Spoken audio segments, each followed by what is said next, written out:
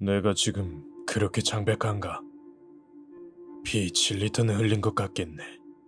아니, 말이 그렇다는 거야. 어디 긁힌 데 하나 없어. 아무튼 주절돼서 미안하네. 뭐라고 해야 할까? 꼭 나만 동떨어져 있는 느낌이야. 다른 사람이 날 보고 있는 것처럼 기분이 너무 이상해. 그런 건 현장에서 많이 봐왔지. 이 정도 했으면 이제는 이런 경험을 할 수도 있겠다고 생각하기는 했어. 멋 같은 일이지. 지금은 그냥 영혼이 몸에서 빠져서 공중에 그냥 떠 있는 기분이야. 끈을 툭 하고 자르면 멀리 날아갈 것 같아. 범죄 현장은 봤어? 그냥 보지 마. 사진도 보지 말고 파일도 건들지 마. 나중에 나한테 고마워할걸? 다리가 계속 떨리네. 커피가 다 쏟아지겠군. 이거 나 때문에 흔들리는 거 맞지? 잠시 의자 좀 뒤로. 녹음과 기록을 위해 공식적으로 말씀 부탁드립니다. 당신이 변호사 선임권을 포기한다고 공식적으로 확인해 주시겠습니까? 변호사 같은 건 관심 없는데. 그러니까 포기하겠어. 미안. 나 아직 안 미쳤어. 그럼 은퇴한 홉슨 밀게이트 형사가 변호사 선임권을 포기했다고 기록하겠습니다. 검사가 구역질 그만하고 그걸 그냥 공개해버리면 내가 변호사 같은 건 필요 없었을 텐데. 물론 판사한테 그런 건 절대 안 보여주겠지. 시작할 준비 되셨나요? 아니, 하지만 이야기는 해야겠지. 형사님, 왜 그 늦은 밤에 범죄 현장에 가셨습니까?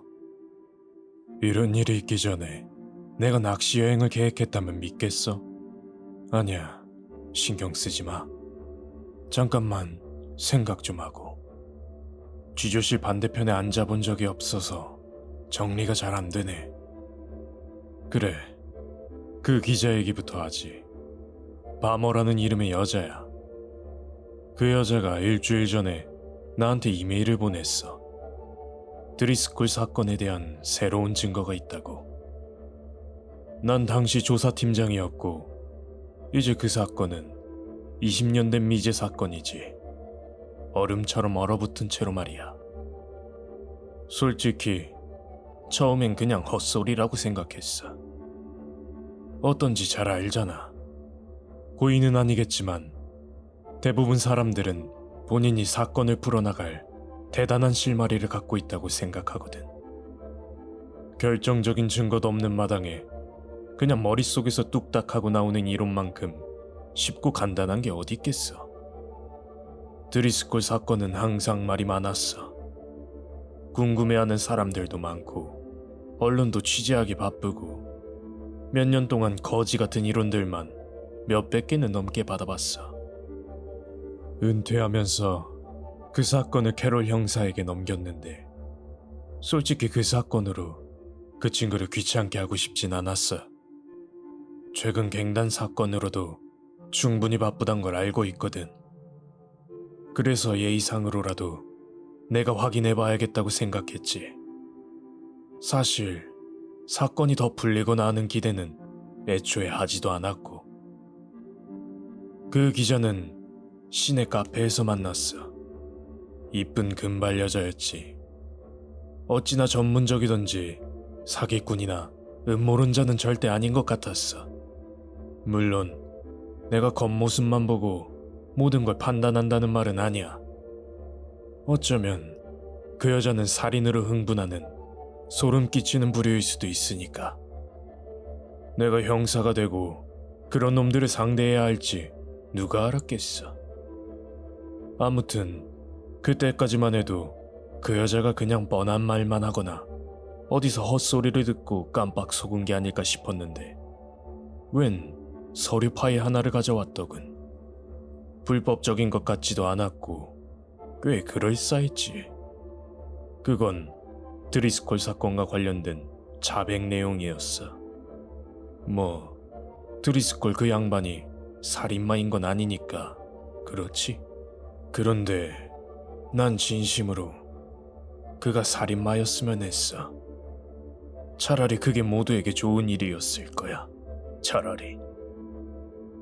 드리스콜 사건과 관련된 부분을 말씀해 주시겠어요? 이제 20년 전쯤 됐겠네. 이제 빌어먹을 20년이 지났다고. 그렇게 오래전이라니. 천천히 하셔도 됩니다, 홉슨 씨. 고맙네. 교회에 사는 드리스콜 가족은 6식구였지. 꽤 괜찮은 중산층으로 아버지는 변호사, 어머니는 도자기 같은 것을 파는 사업을 했어.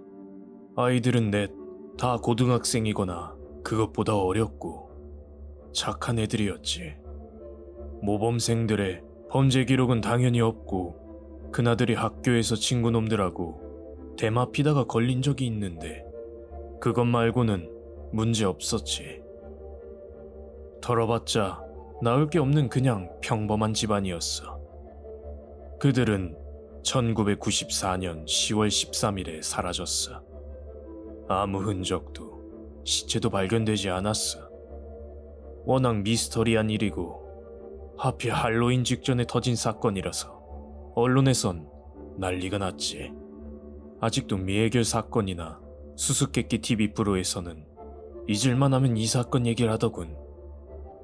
아무튼 가족 전부가 다 사라졌지만 그걸 본 사람이 없고 어디로 갔는지도 아무도 몰랐던 거야.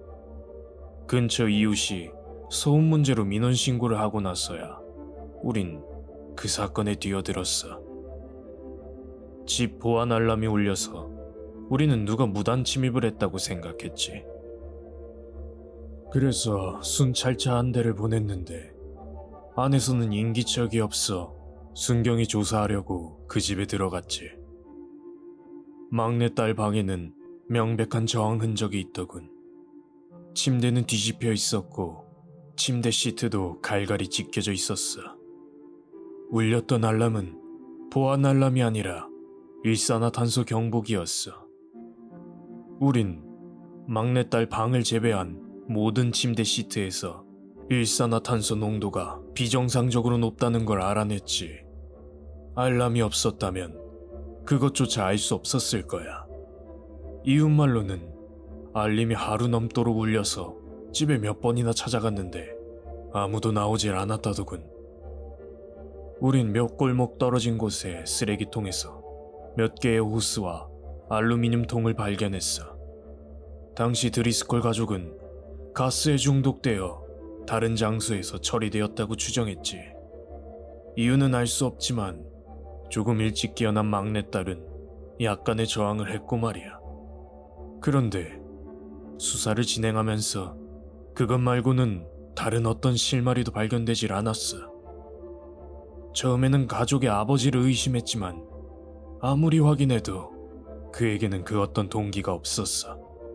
더 나오는 것도 없었고 어머니도 마찬가지였고 친인척들도 깔끔했지.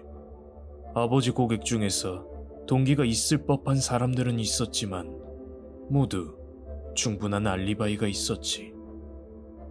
적이 많은 이혼 전문 변호사긴 해도 일가족을 그 어떤 증거 없이 납치할 만한 사람은 없었지. 그 집에서 10분 거리에 화학교사가 살고 있었어. 우린 일산화탄소, 호스, 알루미늄 통을 증거로 그를 조사했는데 그 교사도 알리바이가 있더군. 근처에 사는 치과 의사도 마찬가지였고 가족의 어머니가 인터넷으로 영국에 사는 웬 꼬맹이랑 연애를 하고 있었는데 그냥 장난 같은 거였고 애초에 그 꼬맹이는 사건 당시 이 나라에 있지도 않았어. 결국 우린 묻지마 범죄로 가닥을 잡을 수밖에 없었어. 패턴 자체가 없는 사건의 실마리를 하나씩 끼워 맞춰서 조사하는 건 진짜 노가다 같은 짓이지. 우린 어떤 단서라도 찾아보려고 수천 시간을 갈아 넣었지만 말 그대로 아무것도 안 나오더군. 아쉬운 대로 알루미늄 통까지 추적해봤는데 그 집으로부터 16km 정도 떨어진 실험실에서 도난당한 물건이었지. 그런데 오래된 건물이라 CCTV가 없어서 절도범에 대한 단서는 역시나 없었어. 게다가 그 이후 반년간 유사 사건조차도 전혀 없어서 결국 미제 사건이 됐지. 드리스콜 가족은 기절당한 뒤 납치당했고 우리는 시체조차 못 찾았어. 그러니 가족들이 그냥 어느 날 어디론가 야반도주한 거 아니냐고 말해도 할 말이 없게 된 거야. 그리고 이 부분부터는 정말 딱 한 번만 말하고 싶네. 바모양이 드리스콜 사건의 자백 자료를 어떻게 입수했는지 알고 계십니까? 바모양은 기자로서도 개인적으로도 이 사건을 몇 년간 추적하고 있었네. 말한 것처럼 이 사건은 사람들의 상상력을 자극하기에 딱 좋으니까. 심지어 평범한 사람들조차도 외계인이 그랬다, 귀신의 짓이다, 온갖 헛소리들이 쏟아져 나왔어. 바모양은 사건 20주년을 기념해 회고록을 기고했더군. 그 덕분에 한동안 사건이 다시 주목받기 시작했는데 며칠 지나면 사라질 그런 관심이지. 사건에 대한 새로운 증거가 부족하다는 이유로 당시 나는 바모양에게 아무런 의견도 주지 않았어. 하지만 바모양이 꼭 내 의견을 인용하고 싶다고 부탁하길래 같이 점심에 만나기로 했지. 그 자리에서 바모양은 회고록을 내고 얼마 후 서류 파일을 받았다고 주장했네. 그러면서 나더러 이게 진짜인지 봐달라고 하더군. 그 파일에서 가장 인상적인 부분은 자백이었어. 난 처음에 이런 문서들은 위조하기 쉽다고 말해줬지. 특히나 이렇게 오래된 사건에서는 말이야. 또 난 드리스콜 사건에 대한 거짓 자백을 개인적으로도 24건이나 들었다고 말했어. 그런데도 바모양은 끈질겼어. 나는 적어도 그녀가 사기꾼이나 음모론자는 아닌 것 같다고 느꼈어. 바모양은 그 자백문도 서류 파일들과 함께 우편으로 받았다고 하더군. 무슨 내용이었나요? 내가 맡은 드리스콜 사건의 조사 진척에 대해 얼추 정리한 당시 신문 기사들이 있었어. 오래돼서 종이가 누렇게 바랬더군. 꼭 범인이 트로피처럼 보관하던 뉴스 스크랩 모음에서 나온 것 같다고 생각했지. 그리고 거기에는 드리스콜 가족 6명의 독사진들과 함께 그들이 납치됐을 법한 시설들의 사진들도 있었어. 이거 봐. 손떨림이 멈추질 않아. 최대한 진정하려고 하는데 안 멈추는군. 진술이 끝나면 진정제 좀 부탁하네. 밖에 구급대원들 있지. 진정제 없이는 오늘도 못 자겠어. 지금은 참아보겠네. 진술 녹음을 위해서 기억이 흐려지면 안 되니 어쩔 수 없지. 머릿속에 이 기억이 있다는 건 마치... 미안하네.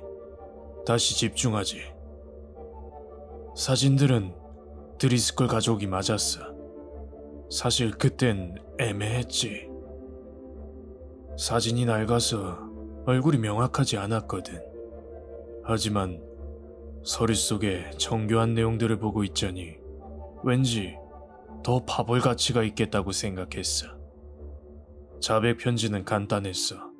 뒤에 어딘가에 주소가 적힌 게 먼저 눈에 띄더군. 컴퓨터로도 주소를 찾을 수 없는 아주 오래된 장소 같았지. 자백서 내용은 거짓말 좀 그만할래? 난 아무도 안 죽였어. 아침 식사 준비가 늦어지는 것뿐이야. 라고 쓰여 있었고 서명 같은 건 없었어. 잠깐 뭐가 생각나는데. 그러고 보니 드리스콜 가족이 실종되고 한 달 뒤 우리 팀 우편 앞으로 웬 아침 식사 메뉴판하고 엽서가 왔었어. 팬케이크 사진에는 빨간 펜으로 동그라미가 그려져 있었는데 엽서에는 그 사람들은 안 죽었어. 아침 식사 준비 중이거든. 이라고 쓰여 있었지. 우리는 그걸 그냥 잡동사니 파일철에 끼워놨지. 이런 세상에. 밀게이트 형사님, 시간이 필요하십니까? 오, 세상에. 이게 왜 지금 생각난 거지? 우린 처음에는 메뉴판이 어디서 보내진 건지 추적하려 했는데 도대체가 어딘지 알 수 없었어. 정보를 알 수 있는 부분들은 전부 잘려 있었고 지문 같은 것도 전혀 없었거든. 한 가지 분명한 건 인근 지역의 식당이 아니라는 것 정도였어. 더 이상 우리가 할 수 있는 건 없었지. 난 단지 이런. 편지에 쓰인 장소를 개인적으로 수사하신 이유는 뭡니까? 미안하네. 난 이게 단순히 장난질이 아니란 걸 내 눈으로 확인하고 싶었어. 그땐 긴가민가 했지. 지난 20년간 사람들이 계속 가짜 증거들을 보내왔으니까 아마 이 사건이 내 상상력도 자극한 게 아닐까 싶어.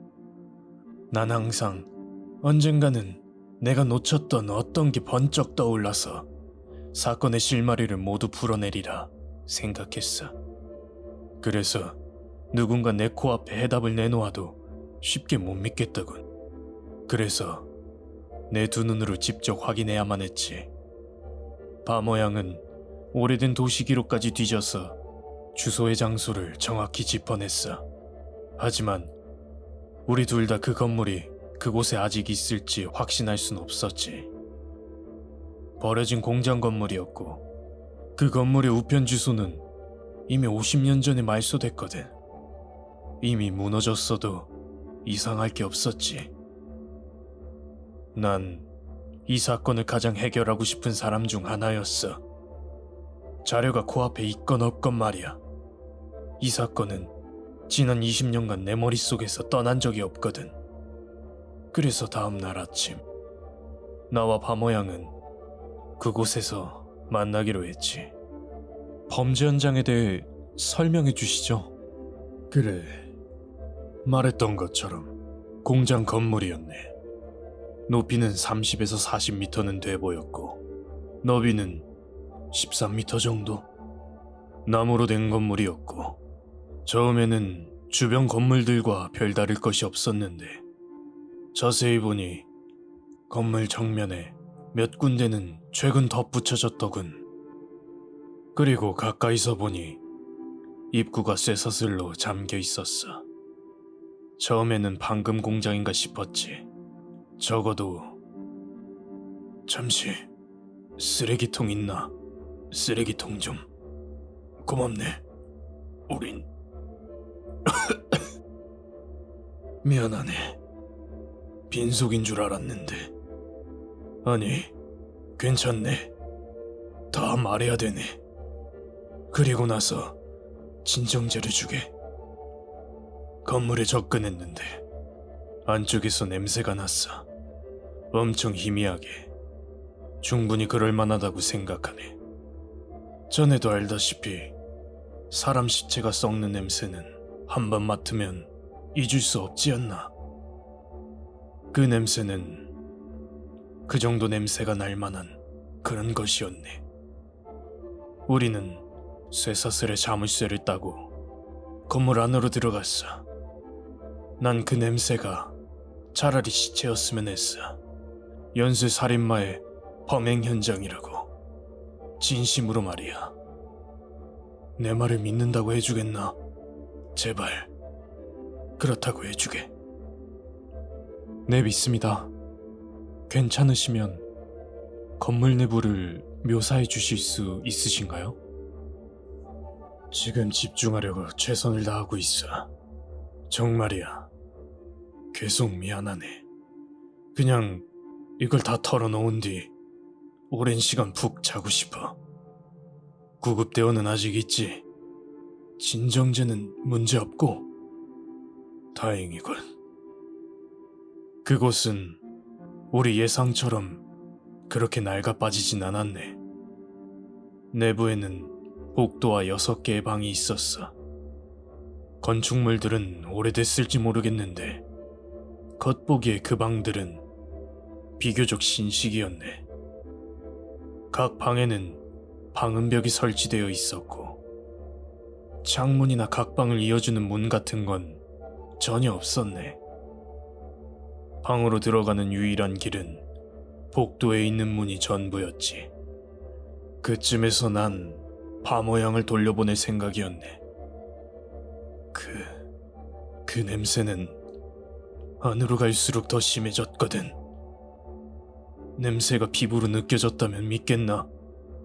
온몸이 모래로 덮인 것처럼 그 냄새가 내 피부를 통해 온몸을 돌아다니는 것 같았지. 방들에는 프레스기가 있었어. 유압 프레스기계 말이야. 1.2m에서 2.4m 크기의 맞춤형 프레스기였지. 처음에는 그것들이 병원 침대처럼 보이는 것 위에 매달려 있어서 뭔지 제대로 알아보지도 못했어. 그리고 각 방에는 정맥 주사팩이랑 잡다한 의료기기들도 여럿 있었지. 그것들로 그렇게까지 오랫동안 살려놓은 거겠지. 잠시만, 눈앞이 흐려지는 것 같아. 잠시 쉬시겠어요? 됐어. 이걸 다시 말할 바에는 그냥 지금 끝내는 게 나아. 그럼 다음에 어떤 일이 있었는지 말씀해 주시죠. 그 건물은 명백히 범죄 현장이었어. 의심의 여지가 없었지. 너는 연쇄살인마로 추정되는 자의 소굴로 들어온 것이지. 바모양에게 몇 번이나 나가라고 했는데 그녀는 이런 곳에 날 혼자 두고 갈 수는 없다고 했어. 입씨름할 시간도 없었고 바모양은 참견을 많이 하긴 하지만 그래도 괜찮은 사람이었어. 나를 방해하지 않는다면 계속 있어도 문제라고 생각하지도 않았고 난 결정을 해야만 했어. 혹시라도 불가능하겠지만 정말 어쩌면 만약에 그 가족들이 살아있고 지금 위험에 처해 있다면 나 혼자서라도 당장 구해야 할지 아니면 밖으로 나가서 지원을 부를지 말이야. 내 아내한테는 내가 간 곳에 대해서 미리 말했었으니까. 최악의 경우 내가 없어지면 다들 알게 될 거고 경찰에 알려질 거라고 생각했어. 하필 그곳에는 바모양과 내 전화 모두 안 터지더군. 그러니까 미안. 또 아무렇게나 말하고 있네. 그러던 와중에 소리를 들었어. 무언가 헐떡거리는 소리랑 비슷했는데 정확히는 헐떡거림이 아니었어. 지금 설명한 것보다 그 소리에 대해서 더 자세하게 설명하고 싶지 않네. 그 소리에 난 바로 움직였어. 그게 지금 내가 할 수 있는 최선이니까. 건물 제일 안쪽에는 지하실로 향하는 계단이 있었지. 바모양에게는 내 뒤에 있으라고 말하고 내 총을 꺼냈지. 손전등이 있어서 그 불빛에 의지해 지하실로 내려갔어. 뭐랄까, 지하실은 일일이 손으로 판 것 같았어. 어쩌면 드리스콜 가족이 사라진 20년 동안 천천히 완성된 걸지도 모르겠어. 나도 잘 모르겠어. 바닥은 흙으로 되어 있고 얼마나 깊은지 일정 간격으로 버팀목도 있더군. 그리고 내 손전등이 비춘 거야. 그것을. 차라리 그들이 다 죽었으면 했어. 아니, 차라리 연쇄살인범이었으면 했어. 잠깐 쉬셔도 됩니다. 내가 정신을 차리고 처음 든 생각은 그래도 다 죽었으니 다행이다 였어. 전부 다. 난 이제 나이를 꽤 먹었네. 옛날처럼 뭐든 잘 까먹는 젊은 놈이 아니란 말이야. 젊을 때는 무서운 것도 없고 뭐든 다 이겨낼 것 같지. 이 나이쯤 되면 그렇지 않다는 것을 너무 잘 알지. 그들이 그렇게 되는 동안 나는 징징대기만 했지. 다 내 잘못이야. 내 탓이야. 내가 그들을 빨리 찾았어야 했어. 어떻게든 구했어야 했는데. 죄송하지만 그 현장을 묘사해 주실 수 있으신가요? 알겠네. 해야 돼. 끝까지. 난 처음에는 내가 보고 있는 게 무엇인지도 몰랐어. 망할. 솔직히 지금도 잘 모르겠네. 그건 그냥 살점 덩어리였어. 60cm 정도의 두께였을 거야. 그 냄새와 색으로 봐선 그건 분명 인간의 살로 만들어진 거야. 난 범인이 가족들을 난도질해서 조각품처럼 쌓아 올렸다고 생각했어. 그것도 충분히 끔찍하지. 그런데 나한테 더 끔찍한 진실을 알려준 건 눈알이었어. 겹겹이 쌓인 살점덤이 가장 위에 놓인 건 완전히 동그란 눈알이었어. 눈구멍 중앙에 박혀 있는데 눈구멍은 이미 찻잔 접시 모양으로 일그러진 상태였어. 그 눈을 보고 나서야 나는 내가 보고 있는데 무엇인지 알게 되었지. 그건 지난 빌어먹을 20년 동안 이어진 고문이었던 거야. 그놈은 20년 동안 드리스콜 가족을 각각 프레스기에 고정해놓고 계속 압력을 아주 미세하게 천천히 늘렸던 거야. 의료기기들로 그들을 살려두면서 말이야. 그들의 몸이 압력에 적응하는 시간을 충분히 주고 결국 온몸의 뼈가 다 으스러지고 완전히 납작해질 때까지. 마치 팬케이크처럼 말이야. 그들은 지난 20년 동안 매년 6mm씩 짓눌려 왔던 거야. 완전히 망가져 움직이지도 못하고 회복할 수도 없고 더는 돌이킬 수 없는 상태가 되고 나서야 그들을 꺼내서 조심스럽게 하나하나씩 차례대로 쌓아 올린 거야. 이게 대체 뭐지? 무엇을 위해서 한 짓인지, 왜 그랬는지 전혀 가늠조차 못하겠어. 솔직히 알고 싶지도 않아. 난 그때까지만 해도 이들이 다 죽어서 그래도 다행이다 라고 생각했어.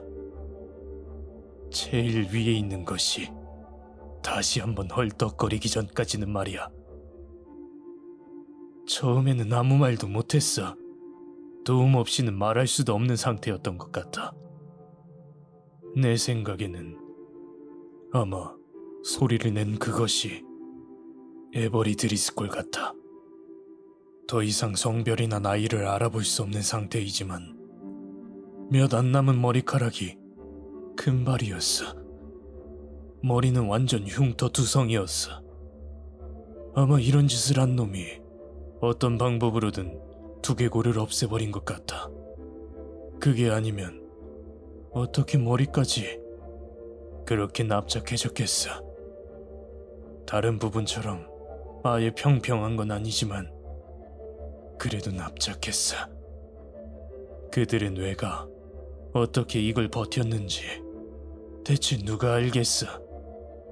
그들의 코는 눌려서 부러지고 입술은 밀려 올라온 치아들 때문에 전부 터지고 구멍이 뚫려 있었어. 에버리 드리스콜은 실종 당시 14살이었어. 사람의 몸이라는 게 그렇게까지 말도 안 되는 환경에 적응할 수 있다는 게 가능한 거였어. 거기에는 펌프 같은 기계가 있었지.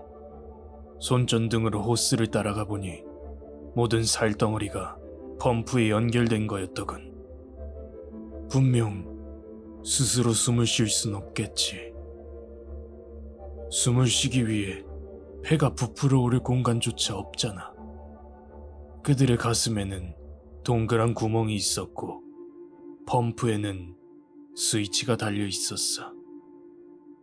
내가 왜 그걸 눌렀는지는 솔직히 모르겠어. 나는 그때 공황 상태였고 뭐라도 해야 한다고 생각했을 뿐이야. 아마 바보같이 그걸 켜면 그들이 조금이라도 부풀어서 제 모습을 찾길 바란다고 생각했나 봐. 그래서 그냥 스위치를 눌렀어.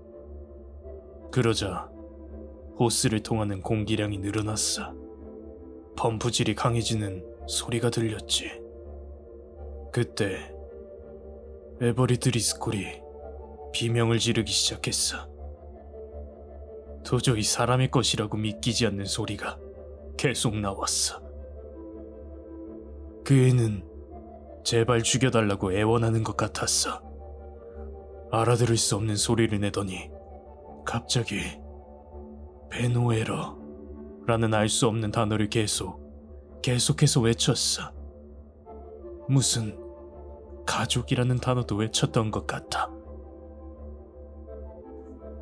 그래, 그 애는 아직 고통받고 있고 차라리 더 예전에 이미 완전히 미쳤기를 바라네. 그게 그나마 그 고통을 줄일 수 있는 유일한 방법이니까. 세상에. 나도 같은 생각이네. 난 어찌할 바를 몰랐어. 그 애는 그 비명을 멈추지 않았다네. 아마 그 애는 내가 자기를 고문하던 사람이라고 생각했던 것 같아. 가까이 다가가서 그 아이의 눈을 자세히 보니 이미 실명한 것처럼 뿌옇더군. 마치 어두운 동굴에서만 지내는 박쥐 같았지. 예전에 나는 전신 화상을 입은 피해자와도 대화해봤어. 그는 오랜 시간이 걸리긴 했지만 그래도 나름 삶의 목적과 의미를 다시 찾았다고 말하더군. 하지만 드리스콜 가족 중 누구도 그럴 수 없었을 거라고 장담하네. 난 내 이름을 외쳤어. 나는 내가 형사라고 말했어. 당신을 도우러 왔다고. 구해줄 수 있다고 말이야. 그냥 그 말만 계속해서 반복할 뿐이었지. 사실 나도 그들을 도와줄 수 있는 어떤 사람도 어떤 것도 없다는 것은 알고 있었지만 말이야. 바모양이 비명을 듣고 이쪽으로 왔어. 그녀는 살점 덩어리들을 미처 못 보고 내가 소리 지르는 걸 듣고 도우러 왔다고 했지. 근데 난 비명을 지른 기억이 없는데 말이야. 아무튼 바모양이 내려왔고 그 덩어리들의 더미를 보자마자 비명을 질렀어. 하지만 난 에버리 드리스콜에게만 온 정신을 집중했지. 그의 놀랍게도 소리를 들을 수 있었네. 아주 잠깐이지만 제정신으로 돌아왔고 그 애가 뭐라고 말하는지 이해하기 어려웠지만 난 그 말을 죽는 순간까지 절대 잊지 못할 거야. 제발 죽여주세요. 아파요. 괴물이 되기 싫어요. 제발 날 죽이고 나는 오래전에 죽었다고 가족들에게 말해줘요. 아직도 나를 찾고 있을지 몰라요. 내가 무슨 일이 있었는지 절대 알려주지 마세요. 제발 나를 죽여주세요. 제발 나를 죽여주세요. 눈물샘이 멀쩡할 리 없는데 놀랍게도 그 애는 울 수 있더군. 그 앤 계속 울고 있었던 거야. 난 당장 바모양을 내보내야 했어. 20년 전 사건 해결에 실패한 것보다 그녀를 내보내지 못한 게 더 후회되네.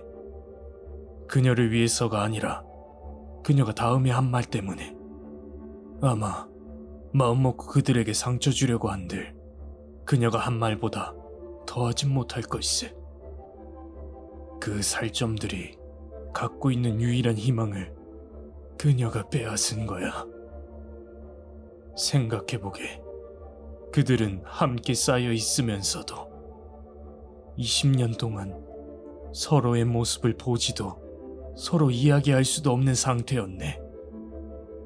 그런데 바모양은 이렇게 말했어. 그들인가요? 드리스콜 가족 모두가 다 여기 모여 있는 거죠. 전부 살아있네요. 온 가족이 함께. 지난 20년 동안 드리스콜 가족들은 그들과 함께 있는 사람들이 자신의 가족일 거라는 생각은 전혀 하지 못한 상태였어. 다들 그래도 가족만큼은 무사하길 바라며 지난 20년을 버텼던 것이네. 지난 20년을 말이야. 모두 다른 가족은 이 고통을 겪지 않고 자신을 사랑하고 그리워한다고 믿어왔던 거라고. 20년 넘게 압축돼서 고작 10cm에 불과한 사람 6명이 쌓인 채로 한꺼번에 내지르는 비명이 어떤지 상상할 수 있겠나? 그것은 지옥이라는 말로도 표현할 수 없다네. 이 정도면 충분할 것 같습니다. 아니야. 내 실수였어. 난 더 노력했어야 했어. 더 악착같이 그 메뉴판을 추적했어야 했어. 어쩌면 그들의 비명의 그 의미가 아닐까 싶어. 모두 내 잘못이고 책임이라고 말이야. 그래서 나는 내 총으로 그들을 쐈네. 이게 자비인지는 모르겠지만 아무튼 난 그들에게 빚을 졌어. 난 그들을 구하지 못한 거야. 그 일가족들을 관통시키기에는 총알 한 발로도 충분했어. 그럼에도 난 탄창 전부를 비웠지. 그들이 살아남을 수 있는 어떠한 여지도 없기를 바라면서 그저 최후의 평화라도 주고 싶어서. 그건 내가 그들에게 줄 수 있는 마지막 호의였네. 그리고 현장을 나와 지원 요청을 했네. 바모양도 나도 그 시체들과 함께 있고 싶진 않았으니까. 조사관들과 다시는 지하실에는 안 가겠다고 말했지. 조사관 중 하나가 내가 봤던 현장을 보고 나와서 진술하고 떠나겠다는 나를 그냥 보내주더군. 이게 내가 알고 있는 전부네. 이제 진정제 좀 줄 수 있겠나? 네, 물론이죠, 형사님. 고맙네. 구급대원도 불러줘. 발부터 걷어야겠군. 아내가 당뇨라서 주사 맞는 법은 잘 알아. 아, 바모양에게도 신경 써주게. 나보다 더 충격받은 것 같더군. 울거나 토할 기력도 없어 보였어. 혹시 바모양이 어디에 있는지 알고 계십니까? 현장 팀장한테 귀가하겠다고 했다는데 그 후로는 연락이 안 되고 있다고 합니다.